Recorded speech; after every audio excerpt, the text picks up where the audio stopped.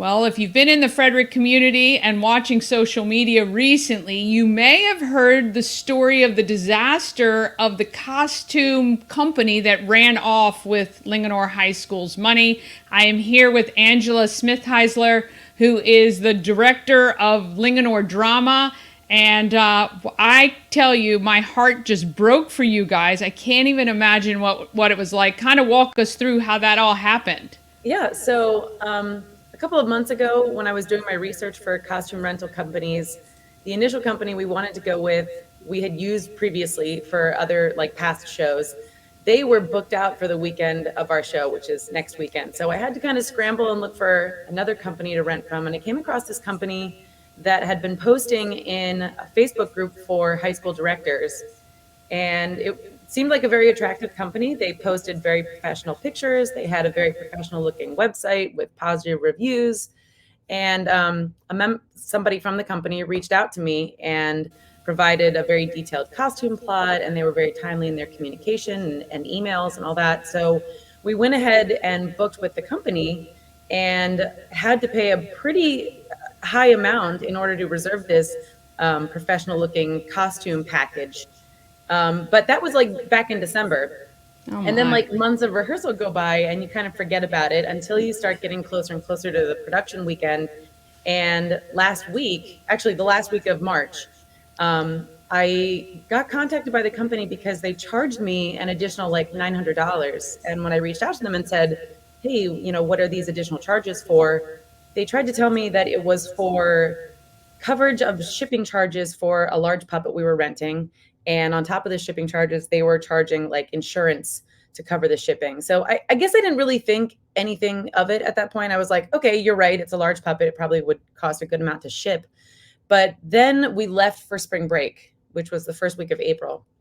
And I took a group of my drama students down to Disney World for a field trip during spring break. So not really thinking at all about Shrek or rehearsal or anything. We're in Disney mindset. Yeah. But I started to feel kind of uneasy because at that point we were like a week out from receiving the costumes and I had heard no word from the company about shipping numbers or tracking or like any sort of confirmation. And then the last day of Disney, which was last Friday, I saw an article posted in my director's group that the headline caught my eye. The headline said, Pittsburgh High School out $8,000 and no costumes. And I thought, wow, that's kind of familiar. It sounds familiar. So I read the article and like my heart just dropped. It was the company that we Oh, were using.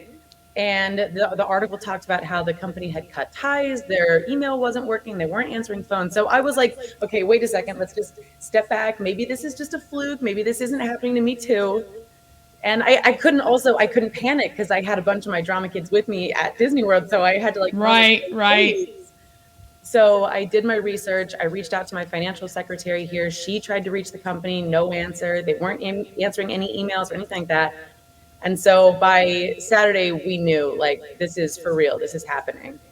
Oh my gosh. Like, I can't, first of all, I understand that this, you guys, when you do these productions, it's to, you have to get the costumes and you Yeah. rent them and you do all of that. But, you're a teacher and you're trying to teach these students and you're trying to put on this production and it's not, it's kind of not top of mind for all that. How horrible that this company has done this Yeah. I'm assuming, number of schools, obviously at least two. Oh, I'm sure. I'm sure. And you know what? They always say hindsight is 2020. And like looking back on it now, when I look back on the whole process, I can start to spot some of the red flags that I probably should have like zeroed in on at the time. Yeah. But like a couple of weeks ago, well before we left for spring break, they had mentioned that they had to cancel one of their other contracts with another school last minute because a teacher hadn't sent in their measurements in a timely manner. And so I didn't think anything of it, but looking back on it now, that might be, I don't know, an indication of another company or another school that they had like taken advantage of. I don't know. Yeah. It is what Yeah. it is. And it was It's very e- hard to, it's easy to look back, right? yeah, Easy to look back absolutely. and It's go, easy this to is look where back I and could see have the done. mistakes. Yeah. But you didn't know, obviously. Yeah. So you come home, you create a GoFundMe. Yeah, so Sunday night, I emailed out to the families of my cast and crew. I was very transparent in the email. I explained the whole thing that happened. I I just said, like, we're out. We're $8,000, $9,000 in the hole, and we've got no costumes coming. And I said there are a couple things on our Amazon wish list we could order, but we have to kind of scramble and figure this out.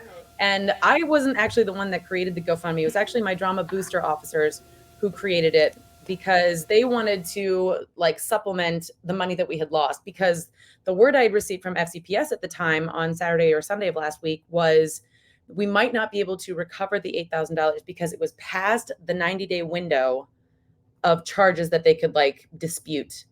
So when we heard that, we were like, oh man, we're now not going to be able to get our money back, and we're not going to be able to pay a new costumer, in this short amount of time we have.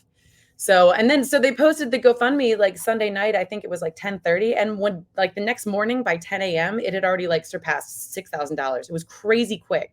Yeah, and it's crazy now. You're at $11,800, which is awesome. But having the money is one thing. Yeah. Getting the costumes for the production, right? Something altogether different. So how has that gone? So we are working with a local costumer named Flo Arnold. She was super sweet about agreeing to come in last minute because, normally these kinds of rental packages, you have to book out weeks in advance. So she was really nice about stepping in. She came on Tuesday to do some fittings with the actors, and any like holes or additional needs that she couldn't meet for our costuming. There were so many other local high schools and theater companies that stepped up to offer things. Like, I think we'll be fine. We've got pretty much everything covered. We're still kind of covering up and doing some alterations, but we'll be good. We'll be great. Yeah, it'll be great. Yeah. So when is the production? So we open Thursday. We have a show next Thursday night, next Friday night, next Saturday, and then we have a Sunday matinee. Yes. And we'll be finished, yeah. Awesome. And is there anything else that the community can do to help? Like, do you guys have anything at this point that you need covered?